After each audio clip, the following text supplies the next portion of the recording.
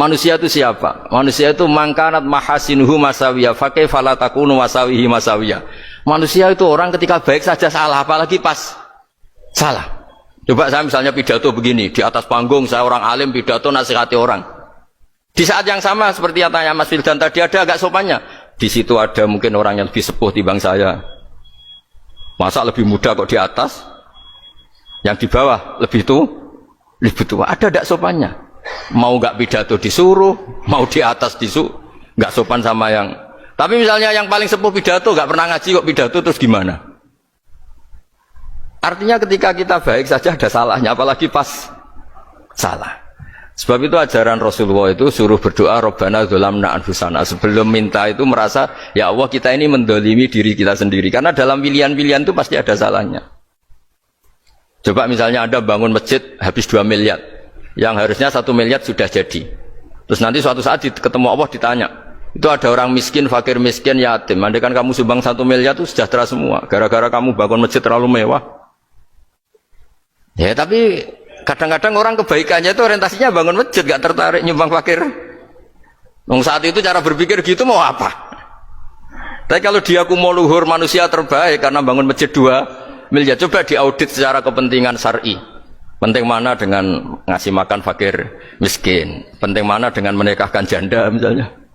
Penting mana dengan pendidikan? Apa artinya masjid mewah orang nggak tahu halal haram, nggak tahu najis, nggak tahu cara sesuci, nggak tahu cara adzan yang benar? Terus penting mana untuk beli kitab sama dipakai masjid? Apa artinya beli kitab apa tapi nggak makan? Penting mana makan sama beli kitab? Ada auditnya. Makanya manusia itu ketika baik pun disuruh istighfar, apalagi ketika salah. Nah dengan perasaan seperti itu kebencian pada orang lain luluh karena potensi baik pada orang lain ternyata tinggi dan potensi salah ke kita juga tinggi. Nah dilatih gitu. Jadi di Ihya itu ada kitab tawadhu. Kitab tawadhu itu dilatih ketemu orang tua.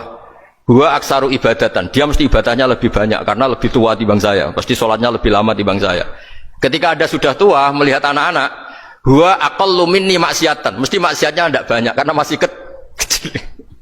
Terus ketika melihat orang fasik maksiat, la'allahu yatubu alaih fa innahu tawwabur rahim, mungkin Allah memberi tobat, bisa saja. Umar itu ingin bunuh Nabi, tapi Allah memberi tobat.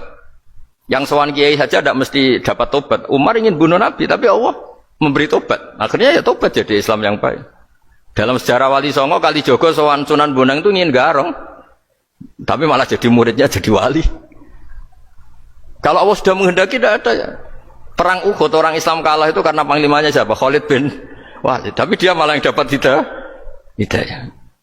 Nah sama orang yang sekarang Anda benci bisa saja Allah merencanakan ada apa? Hidayah di situ. Dan kita yang merasa benar jangan saja ada rencana Allah bikin kita su'ul khotimah. Na'udzubillah min dzalik, kan tidak pernah tahu. Nah, dari tidak pernah tahu itu orang diusahakan tawadhu. Wa ma adri ma yuf'alu bi wala bikum, kita tidak pernah tahu